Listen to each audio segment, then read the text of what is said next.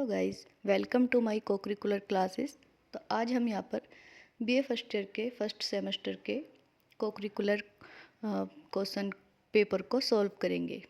तो ये BA first year first sem का है और ये रेगुलर स्टूडेंट्स के लिए है और ये फूड न्यूट्रिशन एंड हाइजीन इसका टाइटल है, ये इसका कोड है। और ये बुकलेट सीरीज़ जो कि मेरी मिली थी मुझे, यहाँ पर आपको अपना रोल नंबर अंकों में डालना है और यहाँ आपको अपना रोल नंबर शब्दों में डालना है। यहाँ पर एनरोलमेंट नंबर डालना है और यहाँ पर आपको अपने कॉलेज का नाम लिखना है। देखिए, इसका 75 नंबर का ये जो पूरा पेपर होता है 75 का होता है और ये 2 घंटे आपको समय मिलता है इसे करने के लिए। बाकी के 25 जो नंबर होते हैं वो कॉलेज में ही होता है, जो इंटरनल होता है। ये हमें 2 लैंग्वेज में करने को मिलता है, हिंदी और इंग्लिश दोनों ही। तो जिसको जिस लैंग्वेज में कंफर्टेबल लगे वो उसी में करता है। हमें हिंदी में लगा था तो हमने हिंदी में किया। तो पहला क्वेश्चन देखते हैं। शरीर की वृद्धि, ऊर्जा, मरम्मत एवं भरण पोषण हेतु जो तत्व चाहिए वह कहा जाता है। तो इसका दूसरा करेक्ट है कार्बोहाइड्रेट। दूसरा क्वेश्चन है शर्करा में पाया जाने वाला पोषक तत्व है, तो वो चौथा करेक्ट है कार्बोहाइड्रेट। तीसरा है मानव शरीर में जल का प्रतिशत होता है 70%, दूसरा करेक्ट है। तो आगे चलते हैं। अब हम देखते हैं क्वेश्चन चौथा। मानव शरीर को कार्बोहाइड्रेट प्रोटीन से मिलने वाली ऊर्जा से दुगनी ऊर्जा प्रदान करता है। तो इसमें जो दुगनी ऊर्जा प्रदान करता है वो स्टार्च करता है। तो इसका चौथा करेक्ट है, डी करेक्ट है। पांचवा क्वेश्चन है भोजन का वह तत्व जो संक्रमण से लड़ने में हमारे शरीर की सहायता करता, वह है प्रोटीन। छठा है शरीर में हीमोग्लोबिन निर्माण हेतु आवश्यक है मैग्नीशियम। थायराइड की कार्यप्रणाली को नियंत्रित करता वाला खनिज लवण है वो है आयोडीन। हमारे शरीर के शारीरिक तापमान को स्थिर बनाने में सहायता करता है, वह है ऊर्जादायक भोजन, सी करेक्ट। आगे चलते हैं। क्वेश्चन 9 है गुड़ का अच्छा स्रोत है, तो वो है दूसरा कार्बोहाइड्रेट। 10वां क्वेश्चन है खनिज लवणों का सर्वाधिक एत्रिकण में पाया जाता है। तो त्वचा, बाजुओं, टांगों, ए और बी दोनों ही, ये दोनों ही करेक्ट है। तो मोस्टली जहाँ पर ऐसे क्वेश्चन हो ए और बी ऑप्शन दिखे तो उसको आंख मीच कर आप करेक्ट लगा दें, क्योंकि मोस्टली 100% वो ही सही होता है। तो इसको करेक्ट करेंगे। आगे चलते हैं फिर।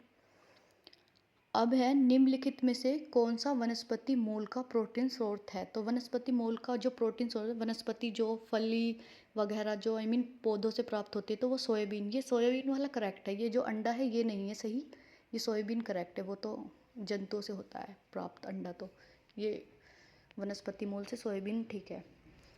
शिशुओं में प्रोटीन व कार्बोहाइड्रेट की हीनता से हो जाता है, क्वाशियोरकर रोग हो जाता है, इसका ए करेक्ट है। आहार आयोजन के लाभ हैं भोज्य बचत पर नियंत्रण, आहार में विभिन्नता, संतुलित आहार प्राप्त करना। तो इसका चौथा डी करेक्ट है, उपरोक्त सभी, क्योंकि ये सारे ही सही हैं।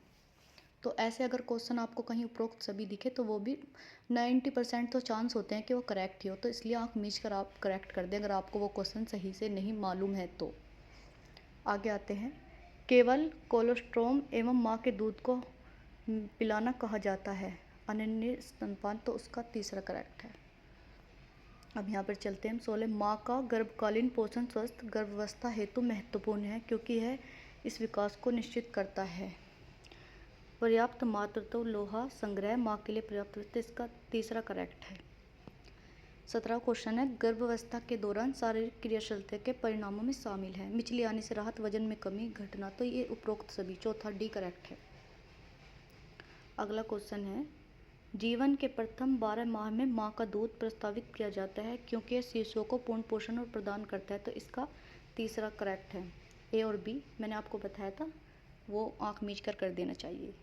यह है विश्व स्वास्थ्य दिवस कब मनाया जाता है, तो विश्व स्वास्थ्य दिवस 7 अप्रैल को ही मनाया जाता है। अगला है केंद्रीय खाद्य एवं तकनीकी अनुसंधान संस्थान कहाँ स्थित है, तो वो मैसूर में स्थित है, ए करेक्ट है। यूनिसेफ की स्थापना कब हुई, 1946 में यूनिसेफ की स्थापना हुई थी, तो ये बी करेक्ट है। आईसीडीएस की सेवाओं में शामिल है पूरक पोषण प्रतिष्ठान, तो इसके चौथा सारे ही सही हैं, तो डी करेक्ट है।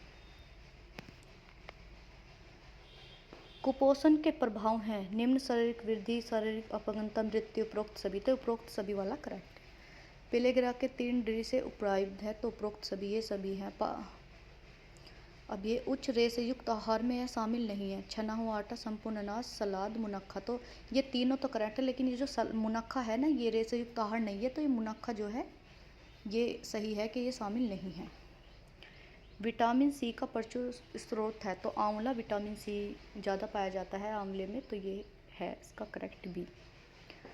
अगला आता है ग्लाइकोजन का ग्लूकोज में परिवर्तित होना हार्मोन पर निर्भरित करता है, तो इसका इंसुलिन, सी करेक्ट है। 28वां नवजात शिशु को कोलोस्ट्रॉम देना चाहिए या नहीं, तो इस पर मैं आपको बताना चाहूँगी। तो कोलोस्ट्रॉम जो होता है, जब कोई स्त्री पहली बार गर्भवती होती है तो एक पीला सा पदार्थ निकलता है जो कि बच्चों को दूध आने से पहले वो देना चाहिए, तो वो आवश्यक रूप से देना चाहिए, क्योंकि उसके आने के 4-5 दिन बाद ही दूध आता है, तो बच्चों को देना चाहिए। अगला हम देखते हैं क्वेश्चन अभी सही, हाँ, पीलिया रोगी की आंखें हो जाती हैं, तो पीलिया रोगी की आंखें पीली हो जाती है, सॉरी ये सही से नहीं दिख पा रहा है क्वेश्चन ए। तो कबूतर जैसी छाती में पाई जाती है क्वास्क्योरकर, कबूतर जैसी छाती में पाई जाती है क्वास्क्योरकर। स्वास्थ्य वह स्थिति है, तो इसका ए और बी दोनों ही ठीक है, तो यहाँ हम ए और बी, सी को करेक्ट करेंगे। अगला क्वेश्चन है, सॉरी क्वेश्चन मैं देख नहीं पा रही हूँ, शायद एडिटिंग में गलती हो गई है। कब्ज के दुष्परिणाम हैं उपरोक्त सभी, डी। कोई भी व्यक्ति इस कारण न्यून भार हो सकता है, वंशानुगत भोजन की कमी, तो इसका भी डी करेक्ट है, उपरोक्त सभी। अगला क्वेश्चन देखते हैं हम। डायरिया में वर्जित भोज्य पदार्थ है, रेशेदार भोज्य पदार्थ, वो वर्जित भोज्य पदार्थ है, तो इसका ए करेक्ट है। रक्त में बिलरुबिन के बढ़ने से हो जाता है, तो उच्च रक्तचाप हो जाता है, तो इसका बी करेक्ट है। मधुमेह के लक्षण हैं, तो ये सारे ही ठीक हैं, तो इसके लिए उपरोक्त सभी, तो डी करेक्ट है। अगला क्वेश्चन देखते हैं हम। संतृप्त वसा से प्रचुर आहार निम्न में से किस रोग से संबंधित हो सकता है, तो इसका हृदय रोग, ये करेक्ट है। यीस्ट एक अच्छा स्रोत होता है, vitamin B1 thymine, vitamin B2 राइफ्लोविन, तो ए और बी दोनों ही करेक्ट है। समेकित बाल विकास योजना ICDS कब शुरू हुई, तो 1975 में शुरू हुई थी, ए करेक्ट है। आगे, कोलेस्ट्रॉल के 2 रूप क्या हैं, LH और FSH, LDH और LDH, तो सी ठीक है, उच्च और निम्न। निम्नलिखित में कौन सी वसा अधिक अच्छी और उसको अक्सर लिया जाना चाहिए, तो असंतृप्त, ये सही है। कार्बोहाइड्रेट के 2 रूप क्या हैं, शकरा एवं स्टार्च। 44वां क्वेश्चन है। आयोडीन की हीनता से इनमें से क्या हो सकता है, तो उपरोक्त सभी, सारे ही रोग हो सकते हैं अगर आयोडीन हमारे शरीर को नहीं मिले तो। दूध का निम्न स्रोत है कैल्शियम, जो कैल्शियम है वो दूध से ही हमें प्राप्त होता है। कोलेस्ट्रॉम बहुत अच्छा होता है क्योंकि ये भरपूर होता है, सारे ही खनिज लवण और विटामिन से भरपूर होता है, तो उपरोक्त सभी डी करेक्ट है। अगला क्वेश्चन देखते हैं। रेशा शरीर के किस कार्य को सुगम बनाने के लिए महत्वपूर्ण है, तो ये मल त्याग को बनाने के लिए महत्वपूर्ण है। वसा का 1 ग्राम कितनी कैलोरी प्रदान करता है, तो 12 ग्राम कैलोरी प्रदान करता है। रक्त के जमने हेतु विटामिन आवश्यक है, विटामिन के, इसका डी करेक्ट है। व्यायाम किस प्रकार किसी गर्भवती स्त्री को लाभ प्रदान करता है, तो ये सारे ही करेक्ट हैं, तो इसके लिए डी, उपरोक्त सभी करेक्ट हैं। गर्भावस्था के दौरान निम्न में से किन स्थितियों में तत्काल चिकित्सीय सहायता की आवश्यकता होता है, तो ये सारी ही अगर चीज़ें हों तो डॉक्टर की आवश्यकता होती है, डी करेक्ट है। अब यहाँ पर हम क्वेश्चन देखते हैं। गर्भावस्था की जटिलताओं के संयोग को किसके द्वारा कम किया जा सकता है, तो ये जितने भी A B C ये सारी ही ठीक हैं, तो इसके लिए डी करेक्ट है, इनके द्वारा ही इसे कम किया जा सकता है, डी करेक्ट है। अपर्याप्त न होने अथवा विलंब से होने वाली जन्मपूर्व देखभाल हो सकता है। न्यून शरीर भार शिशु भ्रूण में पोषण नहीं होता, तो दोनों ही सही हैं, तो इसके लिए सी करेक्ट है, ए और बी दोनों। अगला क्वेश्चन है। प्रारंभिक 1000 दिनों की महत्वपूर्ण अवस्थाएं हैं, तो ये सारी अवस्थाएं महत्वपूर्ण है, तो इसके लिए डी करेक्ट है, उपरोक्त सभी। एक बच्चे के लिए प्रारंभिक 1000 दिन महत्वपूर्ण माने जाते हैं, इसलिए क्योंकि उसको डी करेक्ट है, सामाजिक समायोजन हेतु। संतुलित आहार को प्रभावित करने वाले तत्व हैं स्वास्थ्य, स्तर, आयु, जलवायु। तो उपरोक्त सभी डी करेक्ट है इसका, क्योंकि सारी ही चीज़ जरूरी हैं। आगे क्वेश्चन देखते हैं हम। दालों के खमीरीकरण से बढ़ जाता है विटामिन B1, विटामिन B2, ए और बी दोनों। तो सी करेक्ट है, क्योंकि दोनों ही बढ़ जाता है। स्वस्थ आँखों हेतु विटामिन से प्रचुर आहार बच्चों को देना चाहिए, विटामिन ए देना चाहिए, ए करेक्ट है। पीलिया रोग हेतु यह प्रस्तावित किया जाता है मट्ठा, पपीता, आम, अंगूर। वैसे तो आम, अंगूर, पपीता, अंगूर ये सारी चीज़ें देनी चाहिए, लेकिन आमतौर पर मट्ठा ज़्यादा देने के लिए कहा जाता है पीलिया रोगी को, वो भी काला नमक डालकर। ये करेक्ट है। अब हम अगला क्वेश्चन देखते हैं। डायरिया में निम्नलिखित में से कौन सा तरल आहार निर्धारित किया जाता है? दूध, नारियल पानी, मट्ठा। उपरोक्त सभी। तो ये सारी सही हैं, तो उपरोक्त सभी डी करेक्ट है। उच्च रक्तचाप हेतु निम्नलिखित में से कौन से कारक उत्तरदायी हैं? तो उपरोक्त सभी डी करेक्ट है। अगला क्वेश्चन देखते हैं। मानव शरीर का सामान्य तापमान है, इसका ए करेक्ट है 98 डिग्री।